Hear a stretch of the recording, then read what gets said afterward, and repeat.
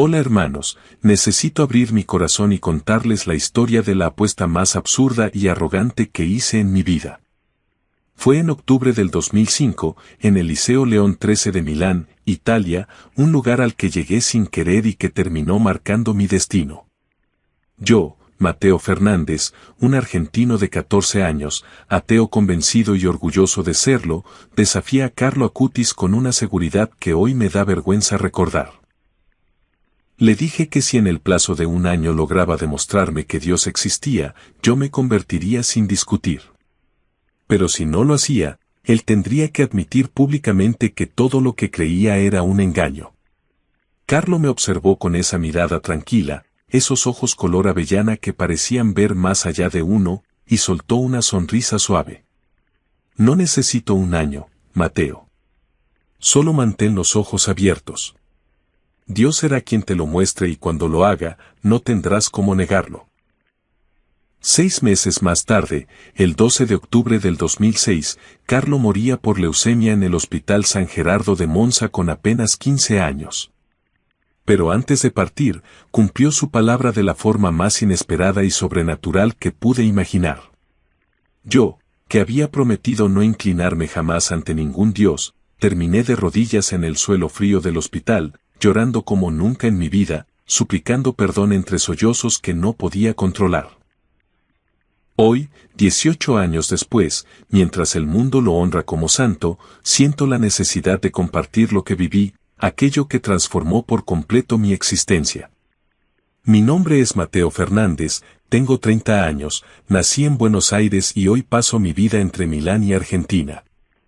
Trabajo como ingeniero de software, pero también me ocupo del ministerio juvenil de mi iglesia.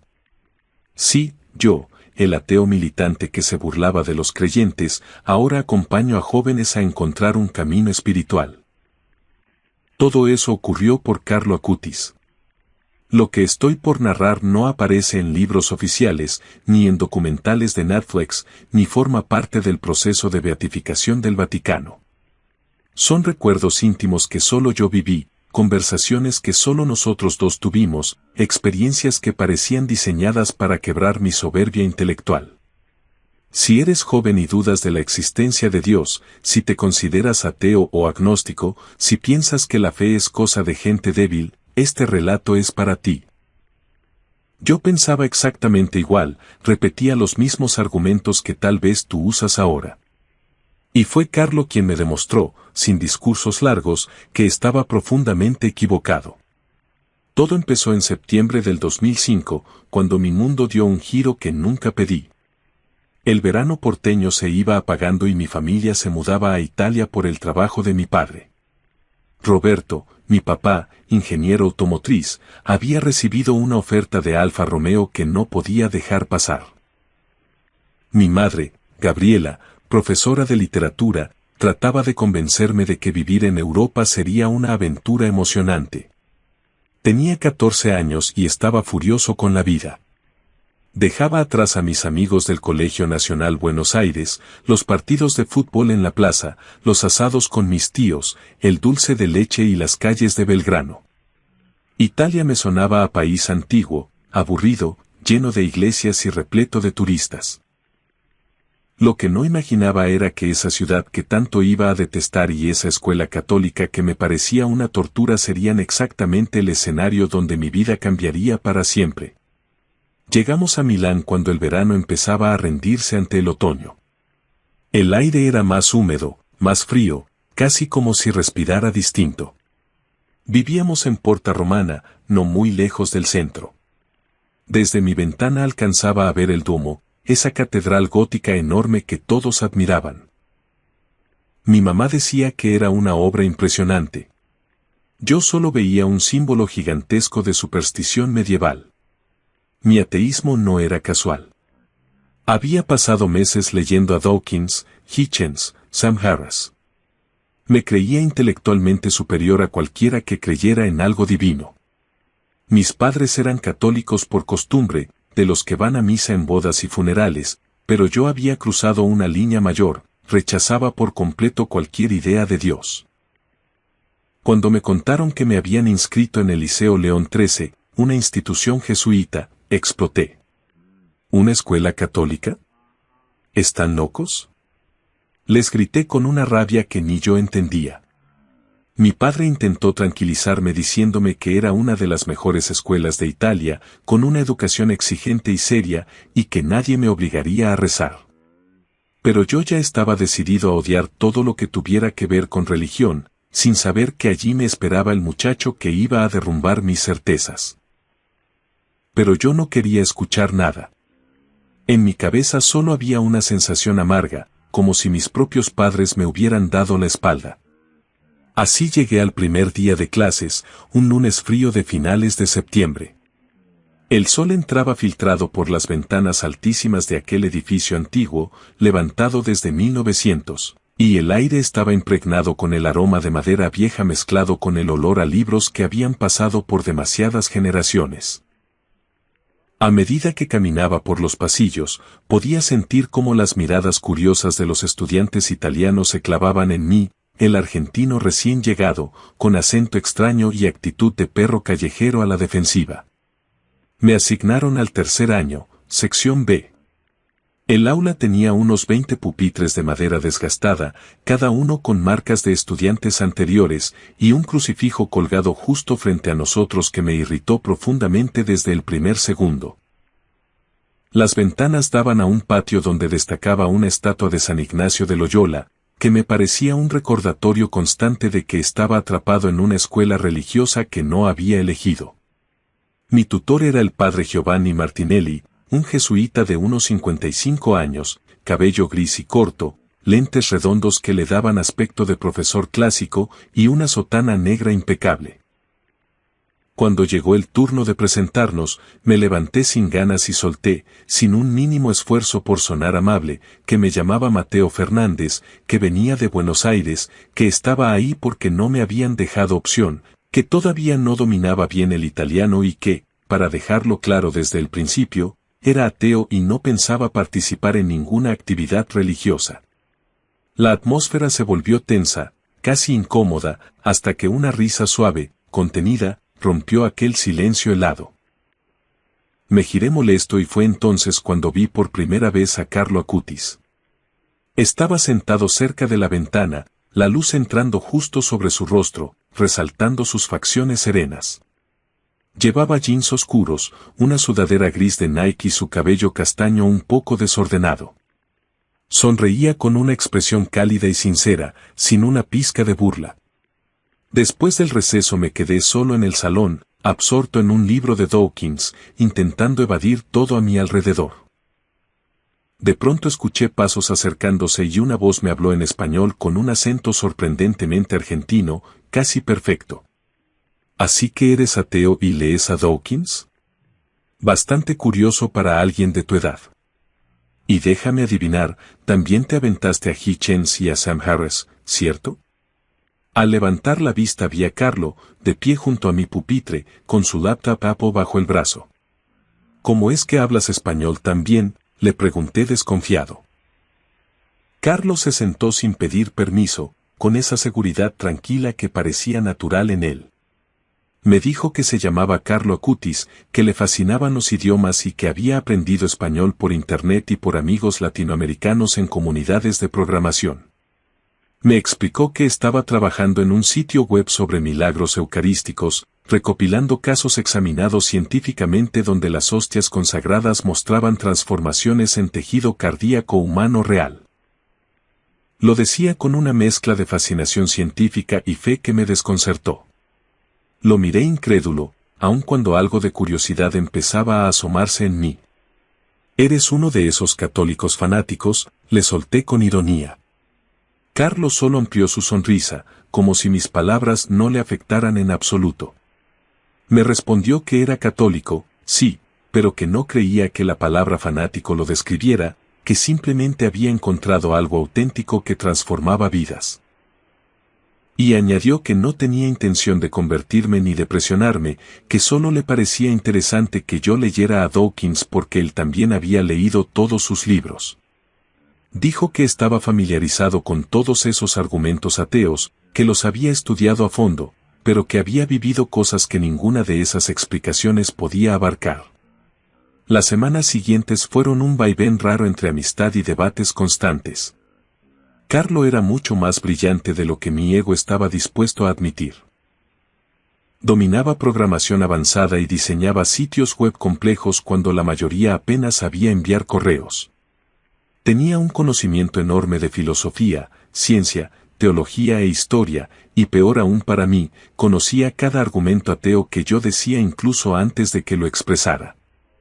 Había leído mis autores favoritos, anticipaba mis objeciones y respondía con argumentos bien construidos y con referencias científicas. Pero lo que realmente me descolocaba no era su intelecto sino la serenidad que transmitía. Mientras yo vivía atrapado en dudas, con ansiedad existencial y un vacío que no lograba llenar con nada, Carlo irradiaba una paz que parecía imposible en alguien de su edad. Llegaba cada mañana con una energía positiva que contagiaba, saludaba a todos sin importar su estatus, ayudaba a quien lo necesitara sin esperar nada a cambio y dedicaba todos sus ratos libres a su proyecto sobre los milagros eucarísticos. Fue en octubre, durante una clase de filosofía, cuando la situación explotó y terminó llevándonos a la famosa apuesta. Estábamos discutiendo el argumento ontológico de San Anselmo sobre la existencia de Dios y yo, incapaz de aguantarme, interrumpí de manera brusca. Ese argumento es absurdo, totalmente circular. Puedo imaginar una isla perfecta y no por eso existe. Anselmo solo juega con palabras. El padre Giovanni respondió con paciencia, explicando que esa objeción ya la había hecho un monje llamado Gaunilo y que una isla es algo contingente, limitado, mientras que el concepto de Dios se refería a un ser necesario. Antes de que pudiera replicar con más sarcasmo, Carlo levantó la mano. Dijo que el problema era que tratábamos de demostrar la existencia de Dios únicamente con razonamientos abstractos, cuando la verdadera evidencia era experiencial, algo que se vivía en lo personal. Afirmó que nadie creía solo por argumentos lógicos, sino por haber tenido algún contacto interior con Dios. Y cuando terminó la clase, me alcanzó en el pasillo, me miró con esa calma habitual y me dijo, Mateo, tengo una propuesta. Sé que piensas que soy ingenuo, que mi fe es adoctrinamiento infantil. Sé que crees que eres superior por leer a Dawkins. Pero déjame hacerte una apuesta. Mis ojos brillaron con interés competitivo. ¿Qué apuesta? Pregunté con arrogancia. Carlo respiró profundo. Te apuesto que, antes de junio del 2006, tendrás experiencias que no podrás explicar con materialismo científico. Presenciarás cosas que desafiarán tu ateísmo. Verás evidencia sobrenatural que no podrás negar racionalmente. Y cuando pase, te convertirás al cristianismo. No porque yo te convenza, sino porque Dios mismo te demostrará su existencia de maneras imposibles de ignorar. Me reí con arrogancia. ¿Y no pasa, si termina el año y sigo ateo? Carlos sonrió, entonces admitiré públicamente que estaba equivocado, pero te advierto, si aceptas, debes mantener honestamente tu mente y corazón abiertos, reconocer la verdad si la ves, sin importar cómo desafíe tus creencias, ¿puedes hacer eso? Extendí mi mano inmediatamente, demasiado confiado. Trato hecho, Carlos. Tienes hasta junio para demostrar que tu Dios existe. Spoiler, no va a pasar. Sellamos la apuesta ahí en ese pasillo, bajo la luz de octubre, yo completamente inconsciente de que acababa de hacer la decisión más completa y importante de mi vida. Carlos sostuvo mi mano un segundo más, mirándome a los ojos con expresión que solo ahora identifico. No era triunfalismo ni superioridad. Era compasión profunda mezclada con conocimiento anticipado, como si ya hubiera visto mi transformación futura. Mateo, dijo con suavidad, no necesito hasta junio. Solo mantén tus ojos abiertos y corazón honesto. Dios te lo demostrará a Él mismo. Prepárate, porque tu vida está a punto de cambiar de maneras que nunca imaginaste. Las semanas siguientes fueron extrañas mientras navegábamos nuestra dinámica de amistad competitiva. Superficialmente parecíamos amigos cuando discutíamos videojuegos como Halo 2 o Carlo me ayudaba con mi italiano, pero había una guerra espiritual constante debajo. Carlo nunca trataba evangelizarme de manera tradicional molesta, nunca me citaba versículos fuera de contexto, nunca me invitaba insistentemente a misa, nunca me regalaba tratados religiosos, nunca sermoneaba sobre pecado, infierno. En cambio, simplemente vivía su fe de maneras que yo no podía ignorar ni ridiculizar.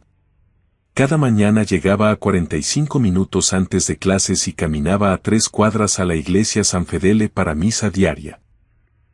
Yo me burlaba, ¿en serio desperdicias tu tiempo cada día en eso? Él respondía, no es desperdiciar tiempo, Mateo, es la parte más importante de mi día. La Eucaristía es mi autopista al cielo. Lo seguí una mañana de noviembre para probarle que era pérdida de tiempo. La iglesia era pequeña, antigua, con olor a incienso. Había apenas 15 personas mayores. Carlos se arrodilló adelante, cabeza inclinada, completamente absorbido en oración. Lo observé durante 20 minutos, esperando ver fingimiento o aburrimiento, pero había algo en su postura, una paz tangible, una presencia que llenaba ese espacio que yo no podía negar racionalmente aunque lo intentara. ¿Cuándo salimos?, le pregunté agresivamente, ¿qué sientes ahí dentro? ¿Es solo emoción psicológica? ¿Autohipnosis? Carlo me miró con esos ojos que parecían ver mi alma. Siento presencia real de Jesús, Mateo. No es emoción ni imaginación. Es encuentro con persona viva que me ama incondicionalmente. Algún día lo experimentarás tú mismo.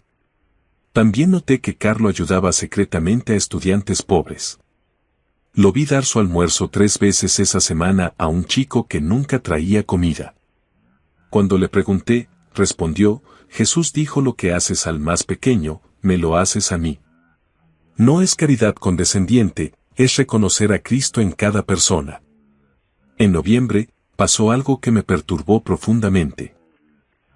Durante clase de matemáticas, una compañera llamada Sofía Rossi comenzó a llorar silenciosamente. Acababa de recibir mensaje que su abuela estaba muriendo en hospital. El profesor la dejó salir. Carlo inmediatamente pidió permiso y la siguió. Los encontré en el pasillo. Carlo tenía su mano en el hombro de Sofía, rezando en voz baja. Lo que me impactó no fueron sus palabras, sino la transformación visible en Sofía. En minutos pasó de desesperación total a paz extraña, como si literalmente algo sobrenatural hubiera entrado en ella. ¿Qué le dijiste?, lo pregunté después. Solo recé con el A. Le recordé que su abuela está en manos de Dios, que hay vida después de la muerte, que el amor nunca termina. 2 días después, la abuela de Sofía murió. Pero en el funeral, Sofía me contó algo imposible. La noche que Carlos rezó conmigo, mi abuela estaba en coma. Los doctores dijeron que no despertaría. Pero despertó a las 3 de la mañana, completamente lúcida por primera vez en semanas. Me llamó por teléfono, me dijo que me amaba, me dio bendiciones específicas, me habló de cosas que solo ella y yo sabíamos. Luego cerró ojos pacíficamente y partió. Los médicos no tienen explicación de cómo despertó o cómo tuvo esa claridad final. Cuando confronté a Carlo, simplemente dijo: Dios es bueno, Mateo. A veces nos da regalos de despedida, cuando más los necesitamos. En diciembre del 2005, Carlo me invitó a su casa. Vivía en un departamento elegante cerca del Duomo con sus padres Andrea y Antonia. Lo que me sorprendió fue que su cuarto parecía de cualquier adolescente normal. Pósters de equipos de fútbol, PlayStation 2 con docenas de juegos, libros de Harry Potter, computadora con 2 monitores para programación. «¿Ves?», dijo riendo, «soy un chico normal. Me gustan videojuegos, pizza, películas. Ser católico no significa ser aburrido o raro». Pero luego me enseñó con calma el proyecto que estaba armando sobre los milagros eucarísticos, y ahí comprendí que no era un simple hobby. Tenía archivados más de 150 casos provenientes de distintos países, con fotografías claras, testimonios directos y análisis de laboratorio hechos por especialistas. Este es de Buenos Aires, de 1996, me dijo mientras señalaba la pantalla. Una hostia consagrada se convirtió en tejido cardíaco humano vivo. Los estudios de ADN confirmaron que era tejido del ventrículo izquierdo de un corazón en agonía, con tipo sanguíneo AB positivo, el mismo tipo presente en la sábana santa de Turín. ¿Cómo explicas algo así desde la ciencia pura, Mateo? Y por primera vez me quedé sin palabras. En enero del 2006 noté algo distinto en Carlo. Había un aire más serio en él, una reflexión que no había visto antes. Una tarde, mientras caminábamos juntos, me soltó algo desconcertante. Mateo, si algún día me pasa algo, prométeme que seguirás buscando la verdad. ¿Qué dices?, le respondí confundido. Él sonrió apenas. Solo prométeme. La vida es frágil, nunca sabes cuándo Dios decide llamarte a casa. Pensé que estaba exagerando como cualquier adolescente dramático, así que no le di importancia. En febrero organizó una charla en la escuela para presentar su proyecto sobre los milagros eucarísticos. Unos 50 estudiantes fueron, muchos solo por curiosidad o por pasar el rato. Pero Carlo presentó datos duros, estudios clínicos, documentos de universidades reconocidas, testimonios verificados. Al finalizar, varios compañeros ateos admitieron que no sabían cómo explicar lo que habían visto. Yo, en cambio, seguía aferrado a mi postura. Debe haber una explicación. Que no la sepamos todavía no los convierte en milagros. Carlo me miró con cierta tristeza en los ojos. Mateo, ¿cuánta evidencia necesitas? ¿Qué tendría que ocurrir para que al menos consideres que Dios podría existir? No contesté porque no había una respuesta honesta que pudiera dar. En marzo empezó a ausentarse de la escuela algunos días. Decía que era solo una gripe, que pronto estaría bien. Pero yo notaba algo en su mirada, algo que en ese momento no entendí pero que hoy reconozco claramente. Carlos Acuti sabía. De algún modo, intuía que su tiempo en este mundo estaba por terminar y que nuestra apuesta estaba a punto de resolverse de una manera que yo jamás hubiera sido capaz de imaginar.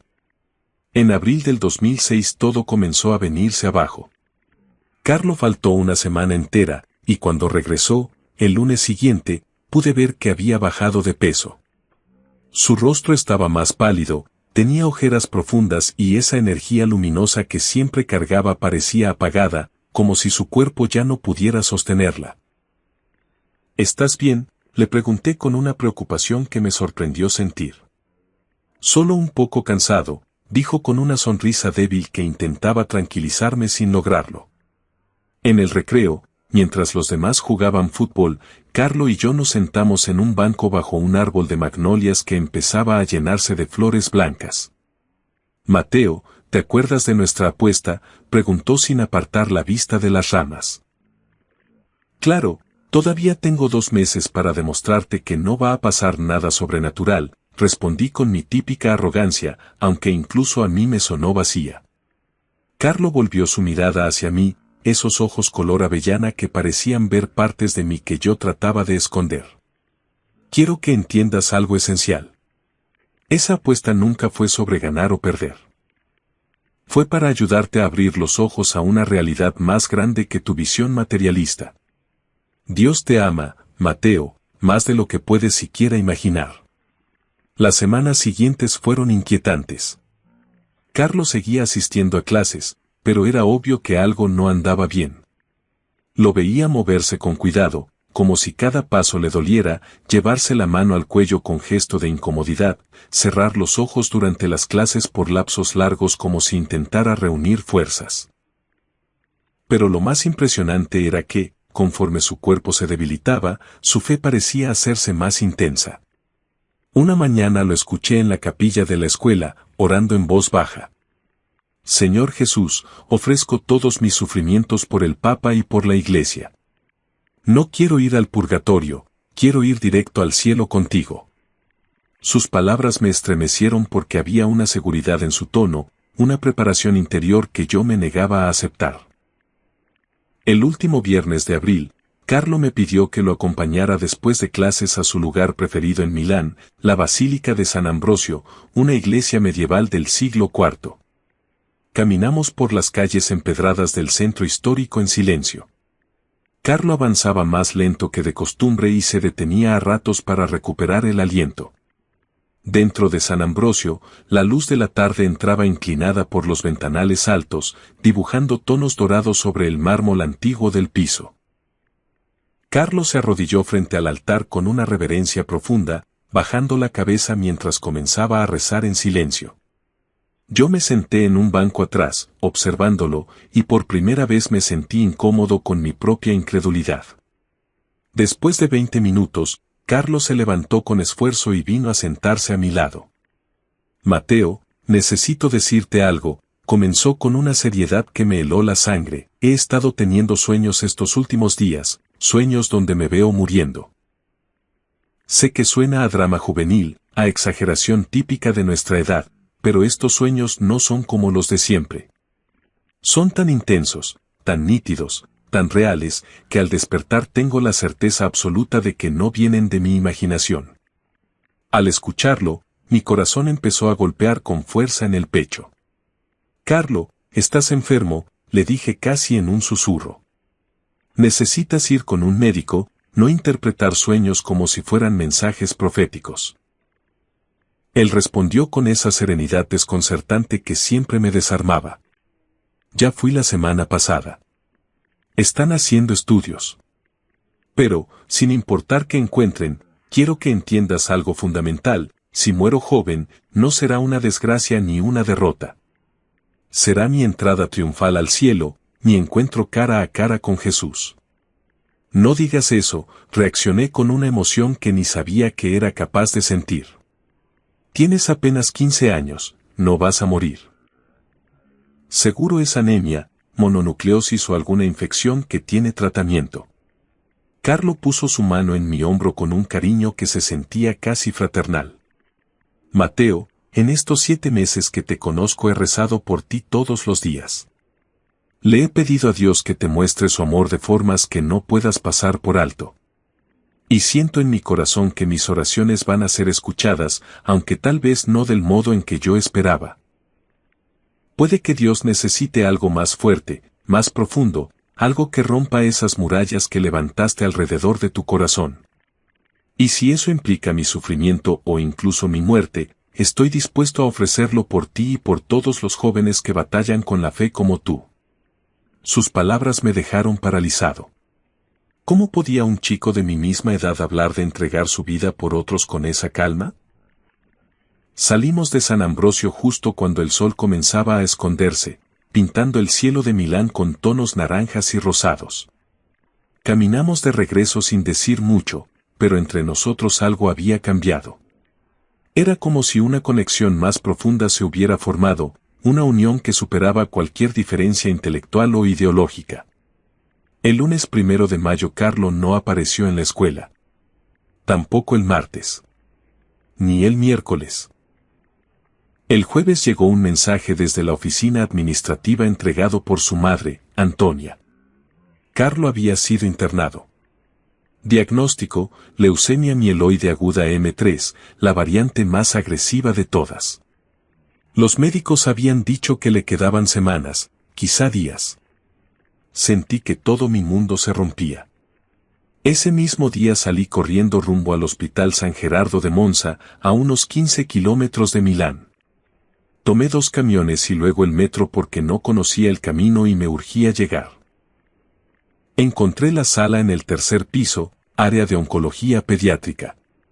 Su madre estaba en el pasillo, llorando con un dolor tan profundo que me desgarró. Cuando me vio, me abrazó como si yo fuera alguien cercano desde hace años. «Eres Mateo, ¿verdad?», me dijo con voz quebrada. «Carlo habla mucho de ti. Dice que eres su misión especial, su encargo de Dios». Entré a la habitación con las piernas temblorosas. Carlo estaba acostado, rodeado de máquinas, sueros, monitores. Su piel estaba más pálida que nunca, pero cuando me vio, sus ojos se iluminaron con una alegría pura. «Mateo, viniste. sabía que vendrías. Me senté junto a su cama sin saber qué decir, con todas las palabras atoradas en la garganta como si me ahogara. No llores, hermano, me dijo con voz débil pero sorprendentemente calmada. Esto no es el final. Es el inicio. Voy por mi autopista al cielo, ¿recuerdas que siempre te hablaba de ella? La Eucaristía es mi autopista al cielo, y ahora por fin voy camino al destino. Yo no podía decir nada. Las lágrimas me caían sin control, toda mi soberbia atea derritiéndose frente a la realidad cruda de que mi amigo, el chico que había tratado de salvar mi alma con tanta paciencia, se estaba muriendo. Carlo, lo siento, logré murmurar. Lamento haberme burlado de tu fe, lamento haber sido tan arrogante, lamento haber gastado tiempo discutiendo cuando debí escucharte. Él levantó su mano temblorosa y tomó la mía con una fuerza que no esperaba. No tienes nada que lamentar. Nuestros debates me ayudaron a profundizar más en mi fe, me hicieron pensar mejor, amar con más intensidad. Y sí, Mateo, nuestra apuesta sigue en pie. De hecho, creo que está por resolverse. Sus palabras me confundieron, pero antes de que pudiera preguntarle qué quería decir, una enfermera entró para revisar sus signos vitales y tuve que salir al pasillo. Los siguientes 5 días, del 4 al 8 de octubre del 2006, se convirtieron en una nube espesa de negación y angustia. Falté a clases para quedarme a su lado. Me sentaba horas enteras junto a la cama, viendo cómo su cuerpo se debilitaba, aunque su espíritu se hacía inexplicablemente más fuerte. Muchísima gente vino a visitarlo, compañeros, maestros, sacerdotes, incluso personas pobres a quienes Carlo había ayudado en secreto sin que su propia familia lo supiera. Cada visitante salía transformado, como si hubiera recibido algo invisible pero real, tocado por esa calma sobrenatural que irradiaba un chico moribundo de 15 años. El padre Giovanni vino a darle la unción de los enfermos. Carlo la recibió con alegría, diciendo, «Gracias, padre. Ya estoy listo. He confesado todo, he perdonado todo y he ofrecido cada uno de mis sufrimientos por el Papa y por la Iglesia. Solo espero la llamada de Dios». Una tarde, cuando estábamos solos, Carlo me pidió algo inesperado. «Mateo, en mi computadora de la casa hay una carpeta que dice para Mateo. Cuando ya no esté, quiero que la abras. Allí guardé algo que necesitas ver, algo que grabé hace meses». «¿Qué es?», le pregunté con miedo y curiosidad mezclados. «Es mi respuesta final a nuestra apuesta», dijo con una sonrisa misteriosa. «Es la prueba que pediste, aunque no llegará como tú imaginabas». Esa noche, el 9 de octubre, recibí una llamada de Antonia a las 2 de la madrugada. «Mateo, Carlo está pidiendo por ti. Dice que es urgente, por favor ven». Esas palabras me atravesaron como un cuchillo. Salí de mi casa casi sin pensar, corrí por calles silenciosas de Milano y luego por las de Monza, sintiendo mi corazón golpear contra mi pecho como si fuera a reventar. Llegué al hospital en unos 40 minutos que me parecieron una eternidad. Subí las escaleras casi tropezando, y cuando entré a su habitación, Carlo estaba despierto, pero más frágil que en cualquier otro momento. Sus padres salieron con discreción para dejarnos solos, dándonos ese espacio íntimo que ambos necesitábamos. «Mateo, hermano», dijo con voz tan suave que tuve que acercarme para escucharlo. «Siento que estas serán mis últimas horas. Puedo percibirlo. Y necesito contarte algo que Dios puso en mi corazón desde hace meses, desde el día en que hicimos aquella apuesta». Se detuvo para recuperar el aliento, como si cada palabra fuera una batalla contra su propio cuerpo. Luego continuó con esfuerzo: «Vi tu conversión en una visión. La noche después de nuestra apuesta soñé que estabas de rodillas en un pasillo de hospital, llorando y rezando por primera vez en tu vida. Y supe que mi muerte sería el detonante. No porque Dios sea cruel, sino porque tu corazón necesitaba ser quebrado para que pudiera ser sanado». Sus palabras me golpearon tan fuerte que casi me quedo sin aire. «¿Estás diciendo que sabías que ibas a morir?», pregunté, sintiendo cómo mi garganta se cerraba. Carlo asintió suavemente. Desde octubre pasado lo supe. No sabía exactamente cuándo ni cómo, pero sí entendía que mi vida sería corta y que mi muerte tendría propósito. Y te elegí a ti, Mateo, como parte de ese propósito, porque vi en ti un corazón que busca la verdad con desesperación, pero que está atrapado en un orgullo intelectual que te impide abrirte. Vi lo que puedes llegar a ser una vez que ese orgullo se rompa. Una mezcla de emociones me invadió, enojo, incredulidad, tristeza, confusión.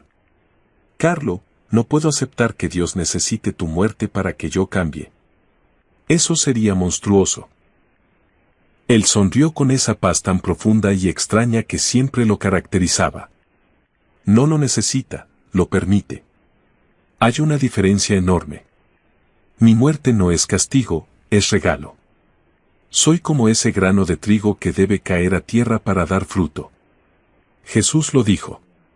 Yo ofrezco mi vida libremente y con alegría, porque sé que dará frutos eternos, no solo en ti, sino en miles de jóvenes que escucharán esta historia. Y en ese instante, algo dentro de mí empezó a quebrarse. No fue un estallido repentino, sino una grieta lenta, inevitable, en la coraza dura de mi ateísmo. Los 2 días siguientes fueron un infierno emocional. Carlo entraba y salía de conciencia, su cuerpo ya demasiado cansado para seguir luchando.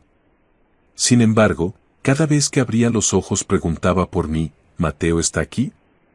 Yo no me moví de su lado. Dormía en una silla incómoda, apenas probaba bocado, y por primera vez en mi vida intentaba rezar, aunque no supiera cómo. Dios, si existes, susurraba mientras lo veía dormir.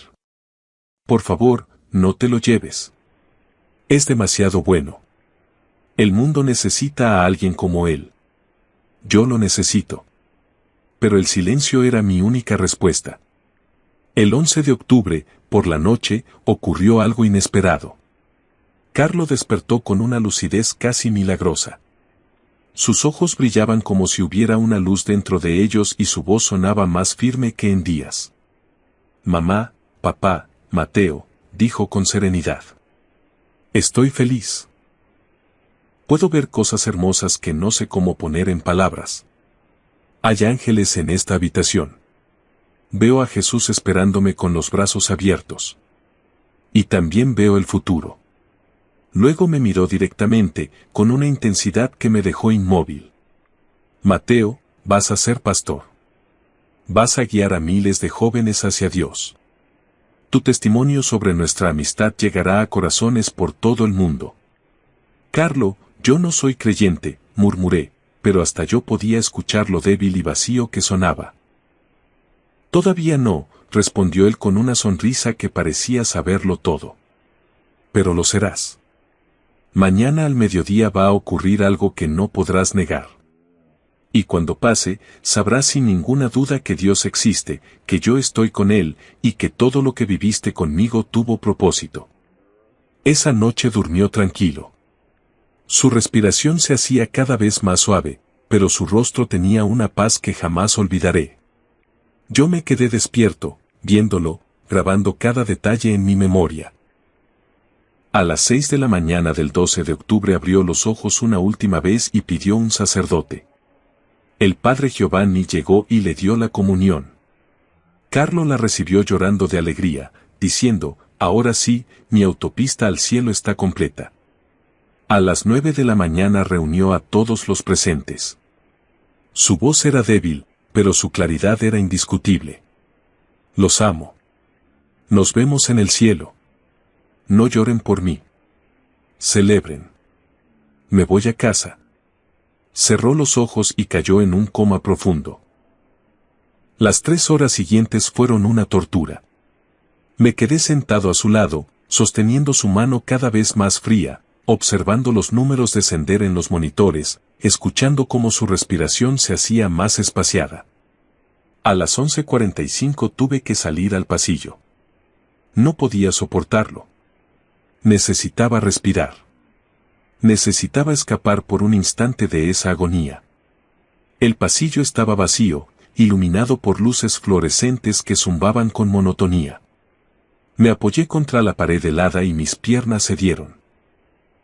Me dejé caer al piso, quebrado por dentro. Y entonces pasó. Justo a mediodía, según el reloj del pasillo, algo cambió en el ambiente. El aire se volvió denso, casi eléctrico, cargado de una presencia indescriptible.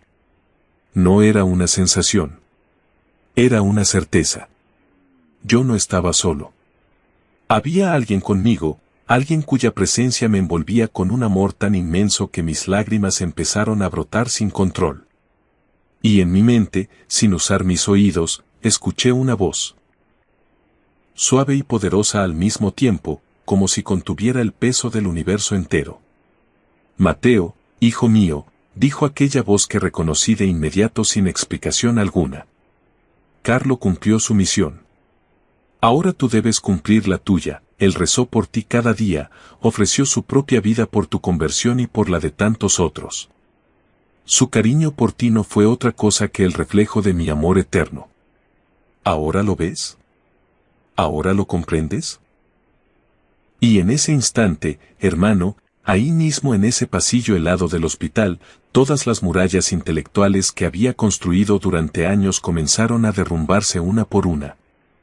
Los argumentos que alguna vez admiré de Dawkins, las objeciones filosóficas que repetía con orgullo, las dudas científicas que usaba como escudo, todo se disolvió como humo frente a la fuerza abrumadora de lo que estaba experimentando. No era emoción, no era sugestión, no era producto de mi mente desesperada. Era un encuentro real con el Dios viviente, ese mismo al que Carlo había amado con una devoción tan profunda que yo jamás supe comprender. Las lágrimas empezaron a caer sin control, brotando desde un lugar tan profundo dentro de mí que no sabía que existía. Y sin darme cuenta, me vi haciendo algo que tantas veces había jurado no hacer. Caí de rodillas sobre ese piso duro del hospital, levanté mis manos temblorosas hacia el techo como si pudiera tocar el cielo, y recé. Recé con todo mi ser por primera vez en mi vida. Dios, perdóname. Perdona mi soberbia, mi orgullo, mi necedad. Carlo tenía razón en todo. Tú eres real. Tú existes. Y he sido un necio. No sé cuánto tiempo permanecí así, arrodillado, llorando hasta quedarme sin aliento, hasta que las lágrimas ya no podían salir. Pero cuando por fin levanté la cabeza, vi algo que me dejó paralizado. Al final del pasillo, envuelto en una luz suave pero imposible de ignorar, estaba Carlo. No era el Carlo debilitado por la leucemia, sino el mismo, lleno de vida, resplandeciente, con una sonrisa tan luminosa que parecía llenar el pasillo entero.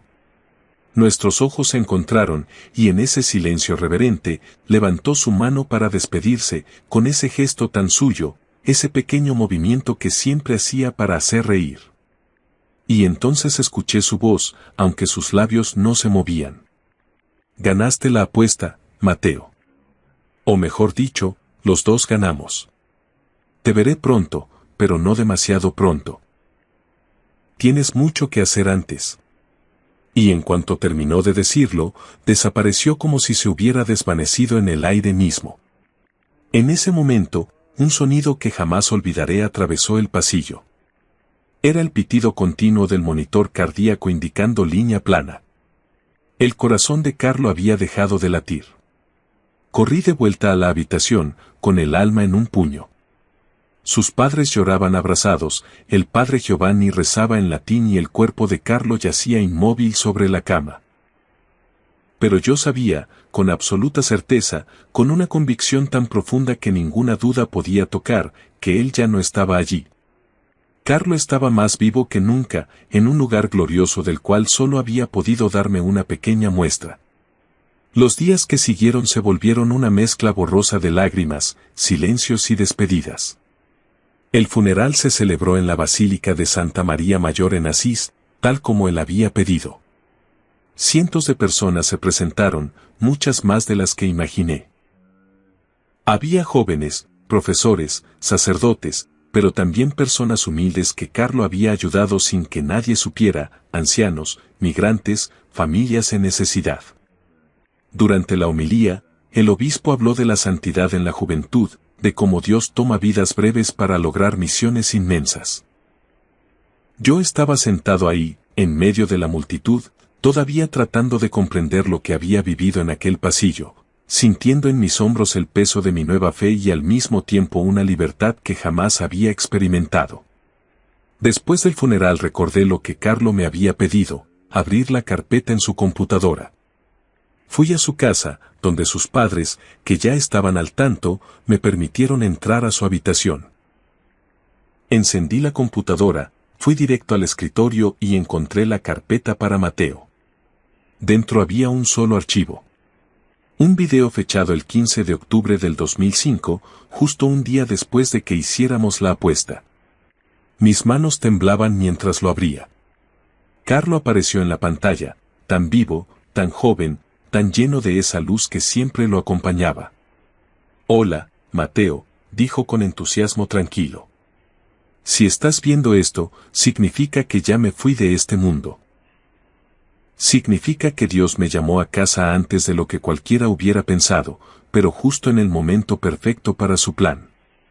Hizo una pausa, y sus ojos, mirando directamente a la cámara, parecían ver a través del tiempo y el espacio, como si estuviera frente a mí. Quiero que entiendas que todo lo que ocurrió tenía sentido.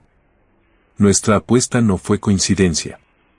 Dios me mostró que tu corazón necesitaba algo fuerte, algo casi dramático, para romper ese orgullo intelectual que cargabas. Algo que no podía ser resuelto con debates, ni libros, ni argumentos filosóficos. Necesitabas ver el amor llevado hasta el extremo. Necesitabas presenciar una vida entregada libremente por otros. Necesitabas encontrarte con lo sobrenatural de una manera tan clara que no hubiera forma de negarlo. Las lágrimas corrían de nuevo por mis mejillas mientras escuchaba esa voz que tanto extrañaba. Ofrecí mi vida y mi muerte por ti, Mateo, y por miles como tú. Jóvenes brillantes, con mente aguda, buscadores sinceros de la verdad pero atrapados en un mundo materialista. Y sé que mi ofrenda será aceptada. Sé que dará fruto. Sé que te vas a convertir. Sé que dedicarás tu vida a guiar a otros jóvenes, sé que nuestras historias serán una chispa que moverá el corazón de muchos. El video siguió su curso, y la voz de Carlo, serena pero firme, comenzó a ofrecerme consejos para la vida que me esperaba como creyente. Primero, me dijo que jamás me avergonzara de mi pasado ateo, que no intentara esconderlo ni temerle. Al contrario, debía tomarlo como una herramienta valiosa, porque mi recorrido desde un ateísmo duro hasta una fe profunda sería justo el testimonio que tantos jóvenes necesitaban escuchar para atreverse a cuestionar sus propias certezas. Segundo, insistió en que estudiara, que profundizara en teología, en apologética, en filosofía cristiana. Me recordó que mi mente analítica, lejos de ser un obstáculo, podía convertirse en una aliada poderosa cuando estuviera bien orientada. Tercero, me pidió que buscara comunidad, porque la fe cristiana no puede vivirse solo. Que encontrara una parroquia, que me integrara al ministerio juvenil, que me rodeara de personas que me impulsaran a crecer y no a estancarme. Cuarto, me habló del servicio a los pobres, diciéndome que lo que uno hace a los más pequeños se lo hace directamente a Jesús, y que servir me mantendría con el corazón humilde y conectado a Dios. Y quinto, el consejo que más recalcó, fue que desarrollara una vida eucarística profunda. Me aseguró que la misa diaria transformaría mi existencia de formas que yo aún no podía comprender, porque la Eucaristía es Jesús mismo, cuerpo, sangre, alma y divinidad, es el camino más directo hacia el cielo. Carlos sonrió en la pantalla con esa expresión que yo tanto extrañaba, una mezcla de ternura y fuerza que siempre lo distinguió. «Nos vemos en el cielo, hermano», dijo, «pero no te apresures. Vive muchos años, ama de verdad, sirve con fidelidad. Tu historia apenas comienza. Y Mateo, gracias. Gracias por ser mi amigo, por desafiarme, por ser ese proyecto especial que Dios puso en mi vida. Te quiero, hermano.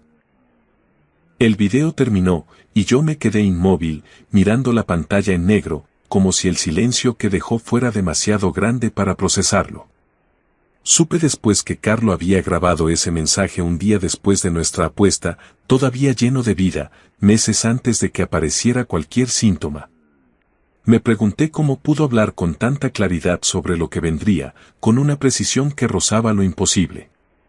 No había explicación lógica, excepto la que él mismo había dado, Dios se lo reveló. Seguí cada uno de los consejos que me dejó. Aunque ya había sido bautizado cuando era bebé, me bauticé formalmente 6 meses después de su partida. Comencé a estudiar teología en la Universidad Católica de Milán mientras terminaba mi carrera en ingeniería de software. Me integré al ministerio juvenil de mi parroquia, serví en comedores para personas necesitadas cada semana, y construí una vida eucarística que poco a poco se convirtió en el centro de mi día a día.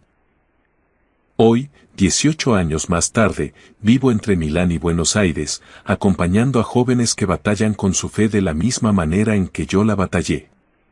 Cuento la historia de Carlo Acutis, mi amigo que entregó su vida por la salvación de mi alma y ganó esa apuesta de la forma más luminosa imaginable. Su profecía se cumplió. A través de mi testimonio, miles de jóvenes han encontrado un camino hacia Dios. Y cada vez que comparto esta historia, el mismo patrón vuelve a repetirse. Corazones endurecidos que comienzan a suavizarse, mentes cerradas que se abren poco a poco, almas perdidas que descubren su camino de regreso al hogar. Carlo Acutis, el santo millennial, el influencer de Dios, mi amigo, mi hermano, mi salvador después de Cristo. Esta fue nuestra apuesta.